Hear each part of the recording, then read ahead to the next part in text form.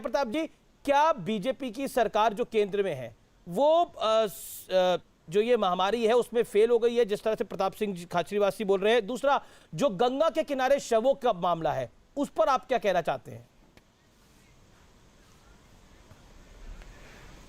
जो माननीय मंत्री जी ने एक बात कहा था उस पर तो मैं जवाब नहीं दूंगा, उसके लिए कोई आवश्यकता भी नहीं है।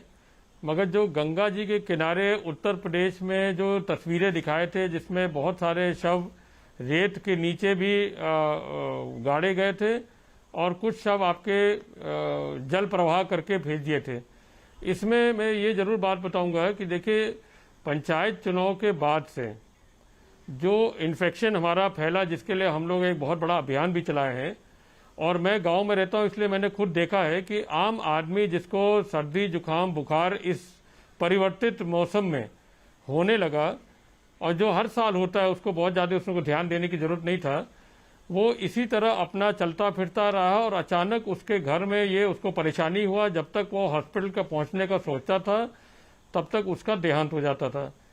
और ये गांव में ये भी प्रचलन है, अगर कोई बीमारी से मर जाता है तो उसको ले जाके उसके परिजन उसको गाड़ देते हैं, उसको अंतिम संस्कार उसी तरह होता है।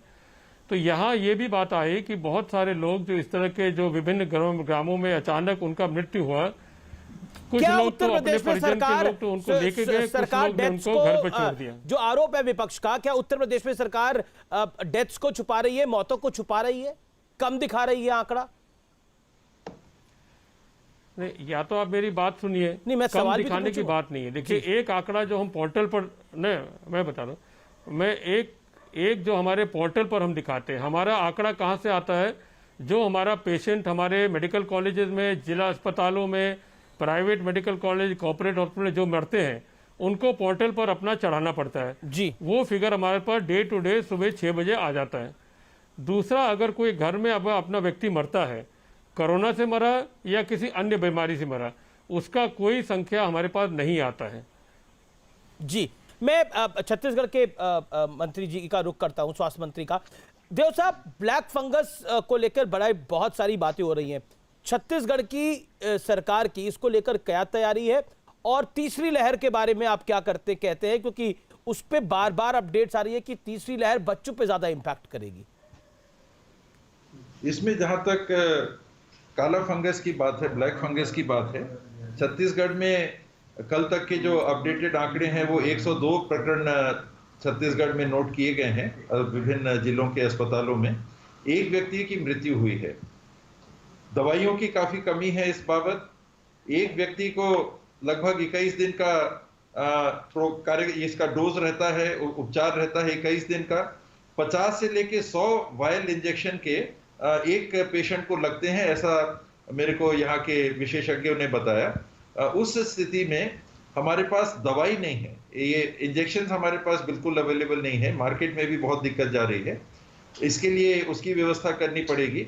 कहीं कहीं पर सर्जरी इत्यादि के लिए अगर कहीं उपकरण की जरूरत है तो एक अस्पताल से मांग आई है हमारे बिलासपुर के मेडिकल कॉलेज से, तो उनके लिए प्रबंधन कर रहे हैं। और आगे इसको लोगों में ये अवेयरनेस पहुंचाना, ये बात पहुंचाना कि कोरोना के समय ज्यादातर ये देखने को आ रहा है, ब्लैक फंगस तो पहले भी था लेकिन केसेस बहुत कम आते थे, अभी केस ज्यादा दिख रहे हैं, तो कारण क्या है? तो अभी तक विशेषज्ञों की राय यही है कि जो हाई डायबिटिक पेशेंट्स हैं उनको अगर अनियंत्रित मात्रा में, आवश्यकता से अधिक अगर स्टेरॉइड उपलब्ध दे दिए गए तो इसमें ब्लैक फंगस की शिकायत सामने आ रही है।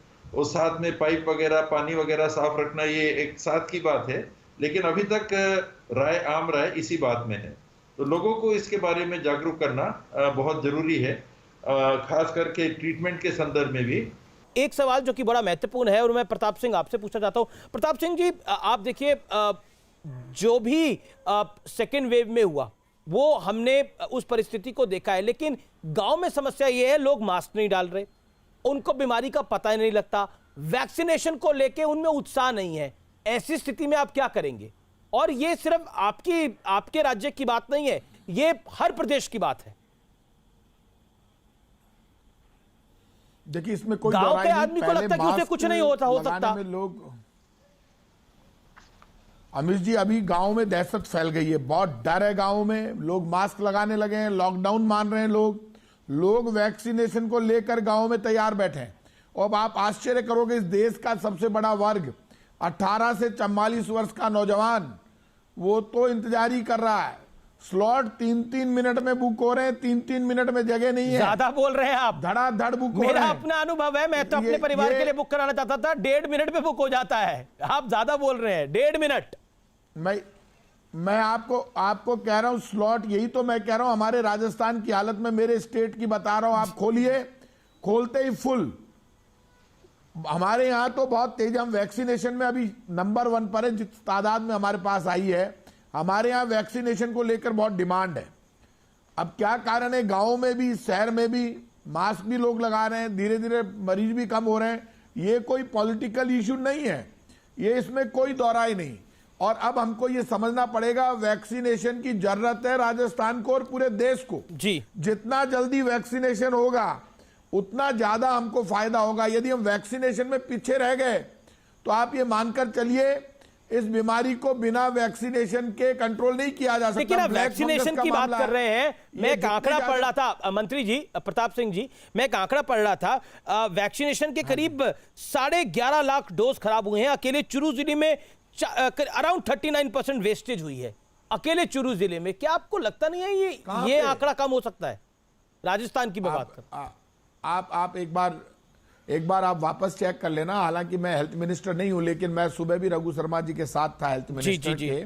लेकिन ये आंकड़ा जो आपके पास आया है, कहां से आया है, ये बहुत बड़ा आंकड़ा आपने मुझे बता दिया, क्योंकि ये आंकड़ा ज्यादा नहीं, ये चुरू का लेना, ये आंकड़ा गलत है आपका। आपने क्या सुना है? ये चुरू का आंकड़ा बताया मैंने। अकेले चुरू में 39% वेस्टेज हुई है, चुरू में वेस्टेज ज्यादा हुई है, और पूरे राज्य के अंदर करीब 11 लाख डोज खराब हुए हैं। देखिए, आप जो 11 लाख डोज आप खराब होने की बात कर रहे हैं, जब शुरू में डोज आए तो वो पूरे देश में खराब हुए। क्या कारण से हुए, क्या नहीं? आज तो कोई डोज खराब होने का काम नहीं, अब तो डोज कम पड़ रहे हैं। आप आज डोज खड़े कर दो, लाइनें लगी हुई है, तैयार बैठे हैं लोग। अभी तो इतना प्रेशर है कि वैक्सीन आए तो वैक्सीन लगाओ। उसका कारण डर भी है, बीमारी बढ़ी है। और ये जो ब्लैक फंगस आया है, उसके लिए लोग भी जिम्मेदार है। डिस्टिल्ड वाटर और साफ वाटर पूरा गर्म करके उसको बदल के कंसंट्रेटर में यूज में नहीं लेंगे, साफ सफाई के साथ इंपॉर्टेंट पॉइंट आप बोल रहे हैं, बहुत इंपॉर्टेंट पॉइंट आप बोल रहे हैं। बीमारी फैलेगी जी। जो भी ऑक्सीजन कंसंट्रेटर आप यूज करते हैं तो उसमें डिस्टिल्ड वाटर डालना है, आप ध्यान रखिए इस बात को। मेरे साथ विश्वास सारंग भी हैं, मंत्री हैं, मध्य प्रदेश के चिकित्सा शिक्षा मंत्री हैं, और बैठक में ही थे मुख्यमंत्री के साथ, इसलिए थोड़ा लेट हो गए। आप काम में थे, इसलिए हमने आपको डिस्टर्ब नहीं किया, क्योंकि बैठक आपके लिए ज्यादा महत्वपूर्ण थी उस समय।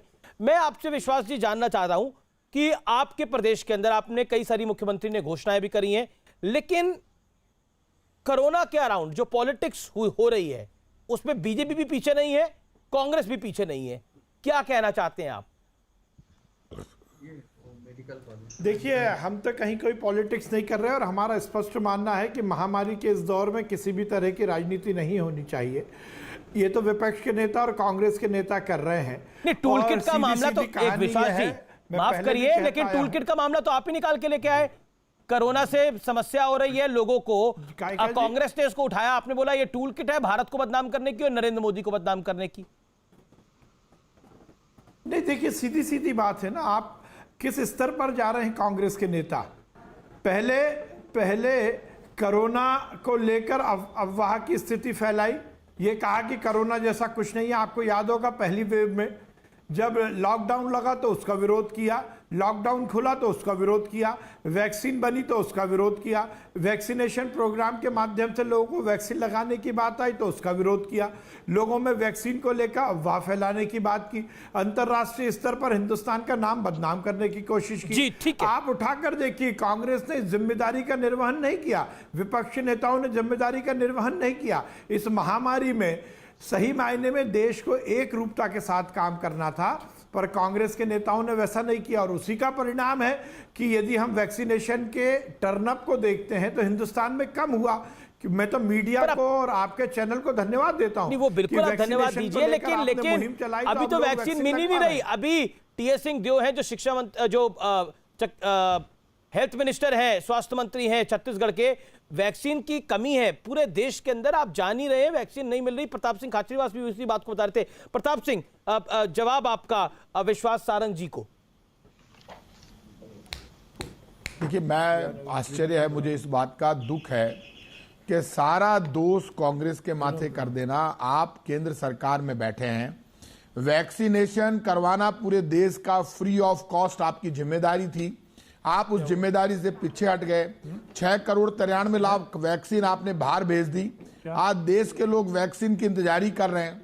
आप दूसरी लहर की तैयारी नहीं कर पाए। आप इतनी बड़ी तादाद में पेट्रोल और डीजल की रेट बढ़ा रहे हैं। एक्साइज ड्यूटी के सारे रिकॉर्ड तोड़ दिए।